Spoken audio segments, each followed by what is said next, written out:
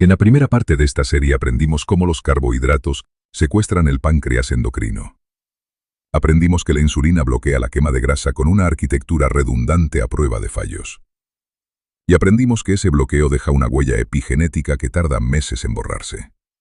Hoy vamos más lejos, porque la insulina no es simplemente la hormona que gestiona el azúcar en sangre. Esa definición, la que aparece en todos los libros de texto de medicina, captura aproximadamente el 1% de lo que esta molécula hace en nuestro organismo. La insulina es una señal anabólica sistémica. Un mensaje cifrado que se transmite simultáneamente a cada tejido, cada órgano, cada célula del cuerpo, orquestando más de 100 procesos diferentes en paralelo. Crecimiento celular, síntesis de proteínas, autofagia, metabolismo de lípidos, tono vascular, equilibrio hormonal reproductivo. Cuando esa señal se emite de forma crónica, continua, sin los periodos de silencio para los que el sistema fue diseñado, deja de ser una instrucción fisiológica y se convierte en un ruido tóxico permanente. La hiperinsulinemia no es una respuesta compensatoria inofensiva. Es un motor patogénico independiente que deteriora simultáneamente 5 sistemas orgánicos. Eso es lo que vamos a diseccionar hoy. Sistema por sistema. Mecanismo por mecanismo. Antes de entrar en cada órgano, necesitamos desmontar uno de los malentendidos más prevalentes de la medicina moderna. La idea de que lo que se conoce como resistencia a la insulina es un defecto, una avería, algo que le ocurre a una célula enferma. No lo es. La llamada resistencia a la insulina es un mecanismo de defensa biológicamente perfecto. Y hay un principio fisiológico, el ciclo de Randle, que nos explica exactamente por qué. Imaginad una célula muscular que ya está procesando grasas y azúcar al mismo tiempo. Sus motores energéticos, las mitocondrias, están trabajando a plena capacidad. La célula está literalmente llena, saturada de energía. En ese momento, llega más insulina intentando forzar la entrada de aún más glucosa. ¿Qué hace una célula inteligente ante esa situación? Cerrar la puerta. Cuando los productos de esa saturación energética, acetil-CoA, coenzima nicotinamida adenina dinucleótido reducida y citrato, se acumulan en el interior celular, activan automáticamente un freno sobre las enzimas que procesan el azúcar, la fosfofructoquinasa 1 y el complejo piruvato deshidrogenasa. Y simultáneamente, la célula retira de su membrana los transportadores GLUT4 que dejarían entrar más glucosa. No porque esté rota, sino porque está protegiéndose de un colapso interno por exceso de energía. Es el equivalente celular a decir, no cabe más, no entres. La resistencia a la insulina no es el problema. Es la solución de emergencia de una célula que lleva demasiado tiempo en sobrecarga. El problema real es la sobrecarga crónica que la obliga a protegerse. Y aquí está el mecanismo que convierte esa solución de emergencia en una trampa a largo plazo. Cuando la insulina se une a su receptor, activa 2 vías de señalización en paralelo con funciones muy distintas. La vía metabólica es la que todos conocemos. Favorece la entrada de glucosa en las células a través del transportador GLUT4. Favorece la formación de reservas energéticas de glucógeno y grasa, y favorece también la producción de óxido nítrico, que mantiene los vasos sanguíneos sanos y dilatados. Es la vía a la que la medicina convencional alude cuando habla de los beneficios de la insulina. La vía mitogénica es la vía de crecimiento. Ordena a las células que se dividan y proliferen. En condiciones normales se activa de forma controlada y transitoria. Bajo hiperinsulinemia crónica, estas 2 vías se desequilibran de forma dramática. La vía metabólica se inhibe selectivamente. El estrés oxidativo y la inflamación crónica provocan fosforilaciones inhibitorias en IRS1, que es una proteína adaptadora esencial para transmitir señales de la insulina, y del IGF-1, que es un factor de crecimiento. La inhibición de esta proteína bloquea la translocación de GLUT4. La célula deja de captar glucosa con eficiencia, reduce la producción de óxido nítrico y se vuelve resistente a las señales metabólicas de la insulina. Sin embargo, la vía mitogénica permanece activa e incluso se sobreestimula. Los altos niveles persistentes de insulina, junto con la formación de receptores híbridos insulina IGF-1, mantienen una señal de crecimiento constante. El resultado es una célula que se ha vuelto sorda a las órdenes metabólicas de la insulina, pero que sigue obedeciendo ciegamente su señal de proliferar. Sin freno, sin pausa y sin reparación. Esta asimetría explica algunas de las consecuencias más graves de la hiperinsulinemia crónica. Crecimiento tisular descontrolado. Daño vascular progresivo. Y un entorno molecular que favorece el desarrollo y progresión de tumores. Cuando la vía metabólica falla, el resultado es hiperglucemia sistémica progresiva, es decir, niveles de glucosa crecientes. El páncreas compensa secretando más insulina, lo que agrava la resistencia, lo que exige más insulina. El bucle se cierra sobre sí mismo. Cuando la vía mitogénica se exacerba, el resultado es proliferación tisular descontrolada en 3 frentes simultáneos. Hiperplasia, es decir, crecimiento, en tejidos que no deberían estar creciendo. Atelogénesis por proliferación de células musculares lisas vasculares, y un ambiente molecular que favorece la iniciación y progresión tumoral. No son 3 enfermedades distintas. Son 3 expresiones del mismo fenómeno. Una señal de crecimiento crónica, sin los contrapesos que en condiciones evolutivas normales la habrían modulado. Un organismo diseñado para recibir pulsos transitorios de insulina, seguidos de periodos prolongados de silencio, no tiene defensas adecuadas frente a una señal mitogénica que nunca se apaga. Entramos ahora en el primer órgano diana, y lo hacemos con una afirmación que la nefrología convencional está tardando décadas en aceptar. El riñón empieza a deteriorarse por la insulina mucho antes de que la glucosa suba. El daño renal en el paciente metabólico no es una complicación de la diabetes. Es una consecuencia directa e independiente de la hiperinsulinemia. Los mecanismos son 2, simultáneos y sinérgicos. El primero opera en el glomérulo. La insulina, a través de la producción de óxido nítrico y prostaglandinas, dilata excesivamente la arteriola aferente, la que lleva sangre al glomérulo. Simultáneamente, la angiotensina 2 contrae la arteriola eferente, la que la drena. El resultado es un aumento brutal de la presión hidrostática dentro del ovillo glomerular. Esa presión mecánica daña físicamente la membrana basal glomerular. La engrosa, la desestructura. Y lo hace antes de que la glucosa haya subido un solo miligramo. La hiperfiltración es una lesión por presión, no por toxicidad glucémica. El segundo mecanismo opera en el túbulo.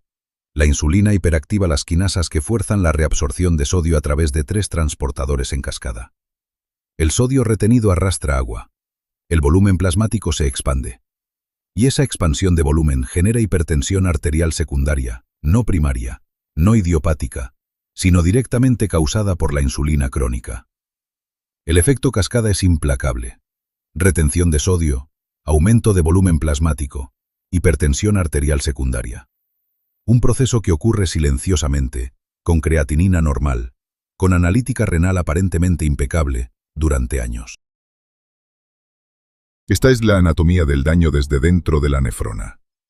En el glomérulo, la insulina causa hiperfiltración al dilatar la arteriola aferente y aumentar la presión intraglomerular. Pero además, engrosa progresivamente la membrana basal glomerular. Esa membrana es el filtro de precisión del riñón. Cuando se engrosa, pierde selectividad. Empieza a dejar pasar proteínas que no debería. Pero ese escape de proteínas, la microalbuminuria, aparece tarde. Mucho más tarde que el daño que lo genera. En el túbulo proximal, la insulina estimula la reabsorción de sodio, genera expansión de volumen y conduce a hipertensión secundaria. Todo ello mientras el médico que trata al paciente busca otras causas para su presión elevada. Y en el túbulo distal, el dato más importante de esta diapositiva. El daño es progresivo y silencioso. La hiperfiltración ocurre años antes que la microalbuminuria, con creatinina normal. Esto significa que cuando el sistema médico convencional detecta por primera vez que algo va mal en el riñón de un paciente metabólico, ese riñón lleva años siendo sometido a una presión mecánica crónica que ha estado desestructurando silenciosamente su arquitectura de filtración. El biomarcador que usamos para vigilar la función renal, la creatinina, es el último en enterarse. Estamos midiendo el colapso final de un proceso que comenzó hace una década. Pasamos ahora al sistema cardiovascular, y lo hacemos desde un ángulo que la cardiología convencional raramente adopta. El endotelio no es una barrera pasiva. Es el órgano vascular más activo del cuerpo, y la hiperinsulinemia lo destruye mediante un mecanismo preciso que nada tiene que ver con el colesterol. En el estado sano, el flujo sanguíneo genera un estrés de rozamiento mecánico sobre la pared interna de los vasos. Ese rozamiento activa la caveolina 1, una proteína estructural de la membrana endotelial, que desencadena la liberación masiva de óxido nítrico a través de la enzima ENOS. El resultado es vasodilatación, flexibilidad arterial y protección antitrombótica. El flujo, literalmente, mantiene sano el vaso por el que circula. Es la nitroglicerina natural del organismo, producida en tiempo real por la fricción de la sangre contra el endotelio. En el estado hiperinsulinémico, ese proceso se invierte de forma catastrófica. La vía PI3K, que es la responsable de activar la enzima ENOS y producir óxido nítrico, está bloqueada por el estrés oxidativo crónico, como acabamos de ver en la diapositiva anterior. El óxido nítrico cae. Simultáneamente, la vía MAPK permanece hiperactiva y secreta endotelina 1, el vasoconstrictor más potente que produce el organismo. El reflejo de Van Hout, el mecanismo protector que en condiciones normales equilibra vasoconstricción y vasodilatación, queda completamente descompensado. El resultado es vasoconstricción sostenida, engrosamiento de la íntima media y formación temprana de placas ateroscleróticas. No por colesterol, por disfunción endotelial directamente causada por la señalización insulínica crónica. La placa aterosclerótica no empieza con lípidos. Empieza con una pared vascular que ha perdido su capacidad de producir óxido nítrico y que está siendo bombardeada por endotelina 1. Ahora llegamos al sistema reproductor femenino. Cuando hay hiperinsulinemia crónica, una de sus consecuencias más comunes tiene un nombre conocido: síndrome de ovario poliquístico, SOP. El SOP afecta a 1 de cada 5 mujeres en edad fértil y es la causa más frecuente de infertilidad femenina en el mundo occidental. Durante décadas se ha tratado como un trastorno ginecológico, como un problema del ovario, como una anomalía hormonal de origen incierto. Pero la realidad es diferente. El síndrome de ovario poliquístico es, fundamentalmente, una enfermedad causada por el exceso de insulina. Y el mecanismo se explica en 3 pasos muy claros. 1. En el hígado, la insulina alta reduce drásticamente la producción de una proteína llamada SHBG, la globulina que transporta las hormonas sexuales. Esta proteína actúa como una esponja que atrapa la testosterona y la mantiene inactiva en la sangre. Cuando hay menos globulina que transporta las hormonas sexuales, la testosterona libre aumenta rápidamente. 2. En el ovario, la insulina, cuando está elevada de forma constante, actúa directamente sobre las células de la teca, dentro del ovario. Junto con otra hormona, la hormona luteinizante, activa una enzima clave llamada CYP17A1, que es como el interruptor principal para fabricar testosterona.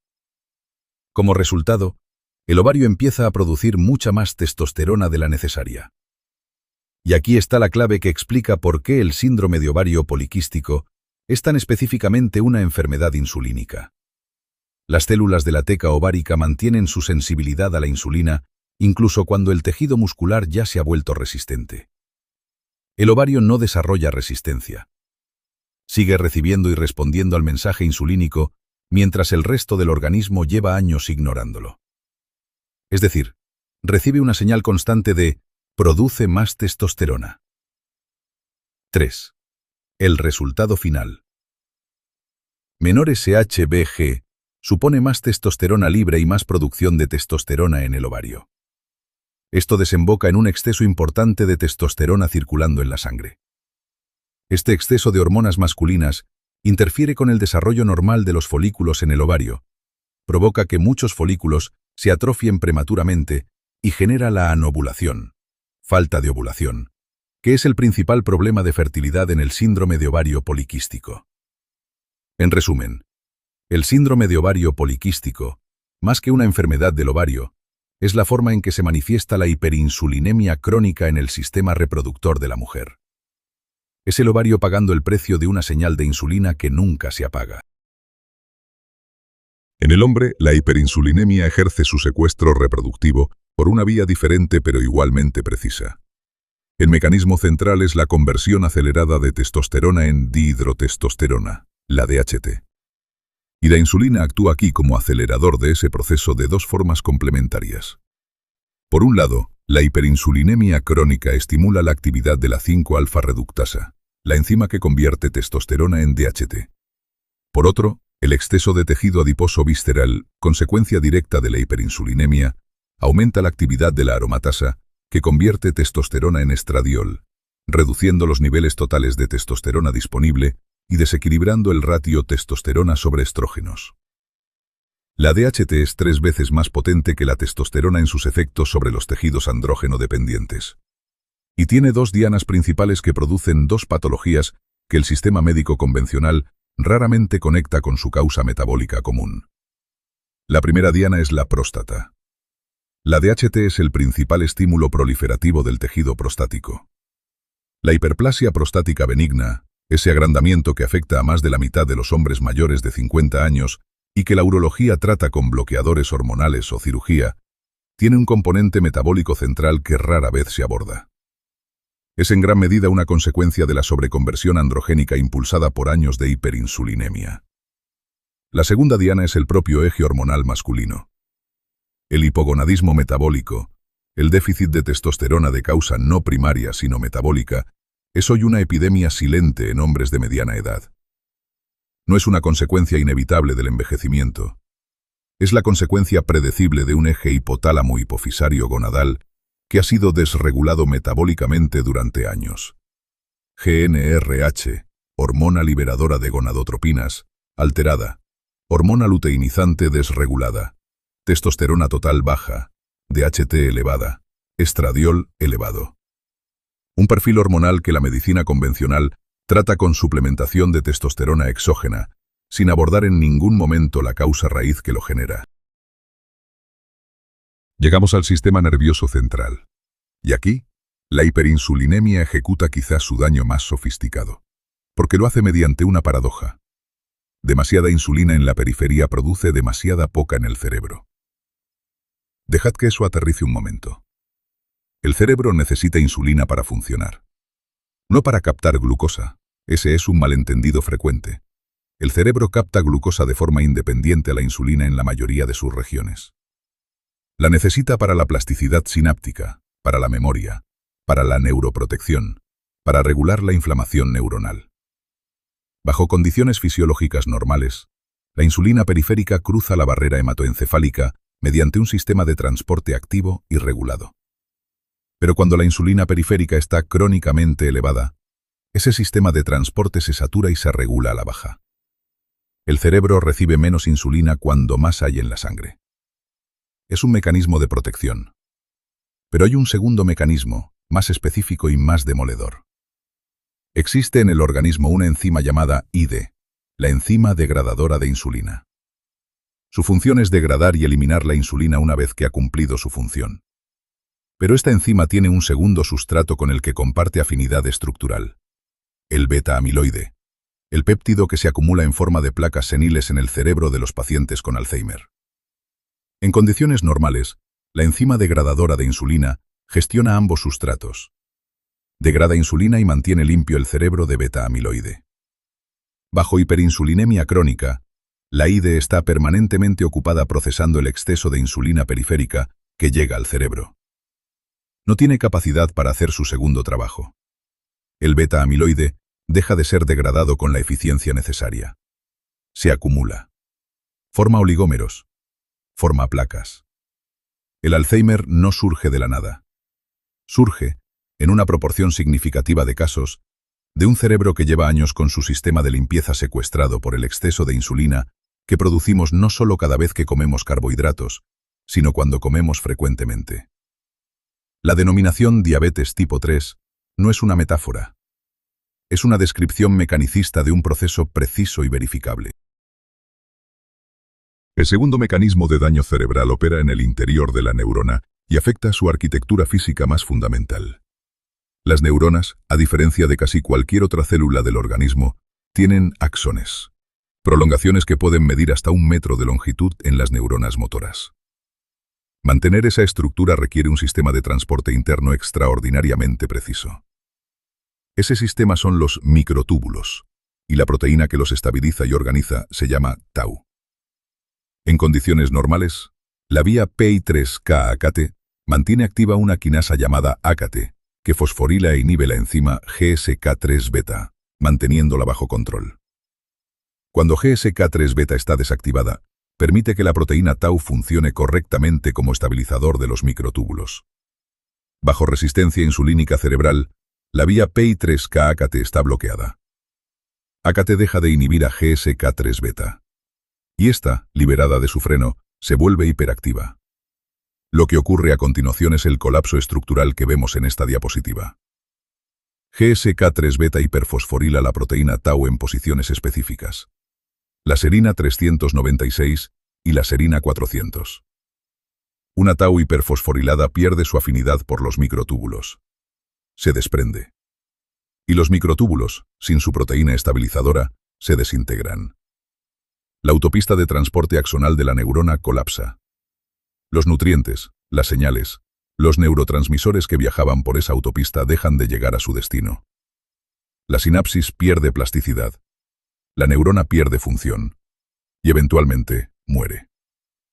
Los ovillos neurofibrilares, es decir, las acumulaciones anormales de proteína tau que caracterizan histológicamente el Alzheimer y otras tauopatías, no son el inicio de la enfermedad. Son el cementerio de neuronas que perdieron su arquitectura interna porque la señal protectora de la insulina dejó de llegar. Hemos visto el daño orgánico específico en el riñón, el endotelio, el sistema reproductor y el cerebro. Ahora llegamos al mecanismo transversal que subyace a todos ellos y que conecta la hiperinsulinemia con el envejecimiento acelerado como proceso sistémico.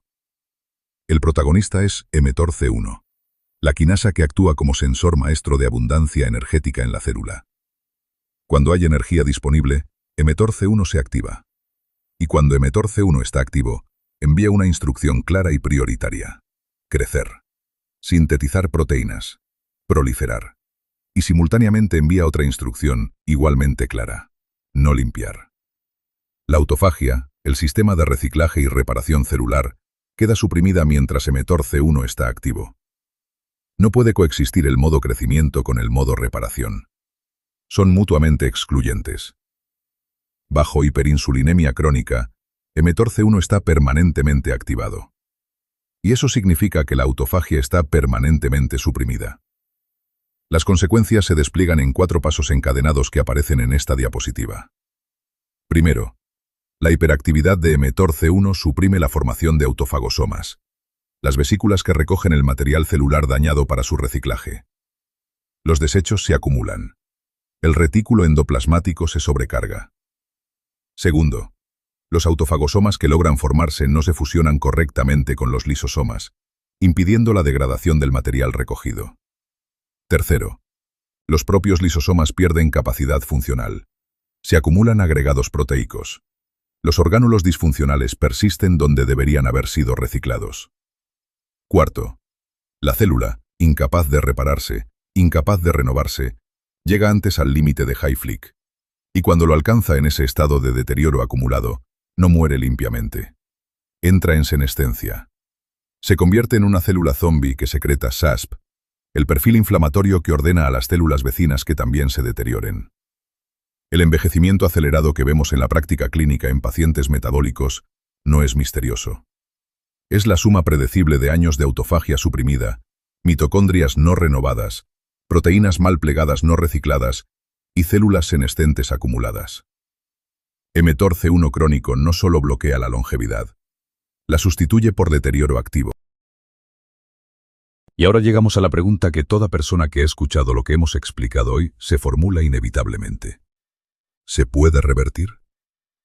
La respuesta es sí, pero requiere entender algo fundamental sobre cómo funciona la biología del cambio metabólico. El metabolismo no es un interruptor eléctrico. No se puede pasar de hiperinsulinemia crónica a sensibilidad metabólica plena de la noche a la mañana, por mucho que la intervención dietética sea correcta y radical. El metabolismo funciona con la inercia de un tren de carga. Ese tren lleva años acumulando velocidad. La sobrecarga energética crónica ha generado toxicidad interna en cada célula. Citrato y ATP acumulados que bloquean las enzimas glucolíticas. mTOR-C1 permanentemente activo. Mitocondrias disfuncionales. Genes ATGL silenciados epigenéticamente. Esa inercia no desaparece en cuanto cambia el combustible. Cuando se retiran los carbohidratos y la insulina empieza a caer, las células necesitan tiempo para agotar su toxicidad energética interna acumulada. Los inhibidores enzimáticos tardan en disiparse. Los genes suprimidos tardan en reexpresarse. Las mitocondrias tardan en multiplicarse y recuperar eficiencia. Pero cuando ese proceso ocurre, algo notable se desencadena. La caída de insulina basal libera la inhibición enzimática sobre fosfofructoquinasa 1 y el complejo piruvato deshidrogenasa. El ciclo de Randle se regula. La célula reemprende la oxidación de ácidos grasos. mTOR-C1 se desactiva. Y la autofagia, silenciada durante años, se reactiva. Las células empiezan a hacer lo que no han podido hacer en mucho tiempo. Limpiar, reparar, renovar. Las mitocondrias se multiplican en cantidad y eficiencia. La sensibilidad fisiológica se restaura gradualmente en los 5 sistemas que hemos recorrido hoy. Gradualmente. Con tiempo. Con consistencia. Pero de forma real y verificable. Y cerramos con el mapa de esa restauración. 3 fases que no son un protocolo clínico arbitrario, sino la descripción de lo que la biología hace cuando le devolvemos las condiciones para las que fue diseñada. La fase 1 es detener el tren de carga. El primer paso, el único imprescindible, es reducir drásticamente los niveles de insulina. Eso detiene la señalización crónica de crecimiento a través de mTOR-C1. El organismo empieza a enfriarse metabólicamente. Las células comienzan a agotar su toxicidad energética interna. Es una fase de transición que puede ser incómoda, porque el organismo está reaprendiendo a operar en un modo que lleva años sin usar. Pero es necesaria. No se puede frenar un tren de carga sin fricción. La fase 2 es silenciar la señal. Con la insulina baja, se reactiva la autofagia. El ciclo de Randle se regula. El cuerpo reaprende a usar grasas como combustible primario, reduciendo progresivamente la toxicidad energética acumulada. mTOR-C1 deja de dominar el programa celular. El círculo vicioso insulina, mTOR-C1 bloqueo energético, se interrumpe. La fase 3 es la homeostasis recuperada. Y aquí los 3 órganos que aparecen en esta diapositiva nos dan una imagen concreta de lo que esa recuperación significa en la práctica. El cerebro recupera la sensibilidad a la insulina y la flexibilidad metabólica. La enzima degradadora de insulina puede volver a hacer su segundo trabajo: limpiar beta-amiloide. GSK3-beta vuelve a estar bajo control. La función cognitiva mejora y el riesgo neurodegenerativo se reduce. Las arterias sanan la disfunción endotelial. La vía PI3K recupera actividad. El óxido nítrico vuelve a producirse en respuesta al rozamiento del flujo. La presión arterial se normaliza. La rigidez vascular se reduce. Los riñones se recuperan de la hiperfiltración crónica. La presión intraglomerular baja. La reabsorción tubular de sodio se normaliza. La función renal se estabiliza y el daño a largo plazo se previene. 5 sistemas dañados por un único mecanismo raíz. 5 sistemas que pueden recuperarse cuando ese mecanismo raíz se corrige. La hiperinsulinemia crónica no es una sentencia. Es una condición reversible.